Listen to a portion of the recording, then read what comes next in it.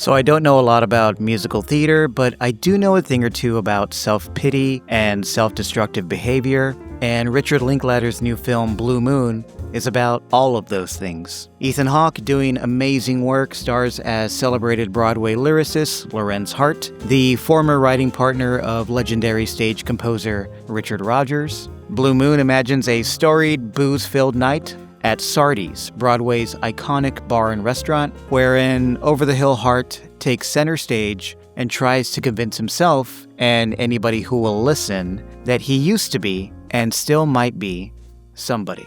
Unfortunately, it happens to be the worst night of Hart's career and arguably his life. It's the opening night of Rodgers' first show without Hart, Roger and Hammerstein's Oklahoma. Ever heard of it? And it's instantly the biggest hit of Rodgers' career.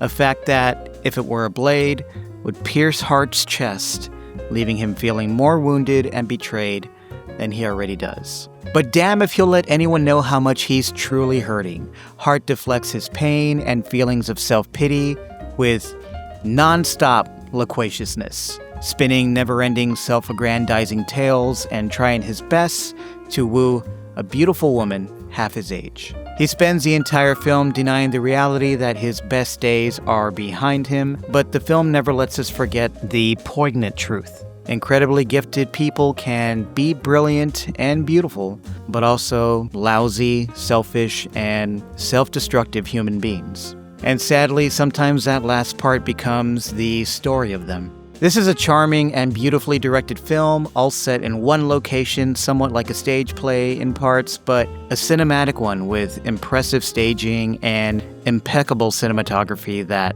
keeps this very talky movie from feeling flat and lifeless. The biggest spark of life in Blue Moon is, of course, Ethan Hawke's performance as Hart.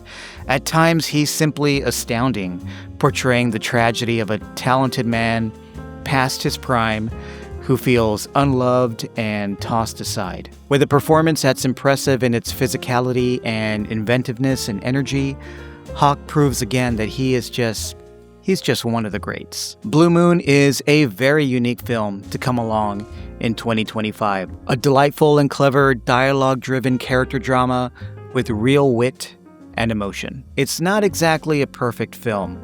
Hart's monologuing gets a little repetitive and wearisome here and there, which one could argue is the point. But if you're willing to stick it out, I think you'll walk away from Blue Moon feeling like you've seen something special and exquisitely crafted. And I think you'll probably agree that's not easy to come by these days.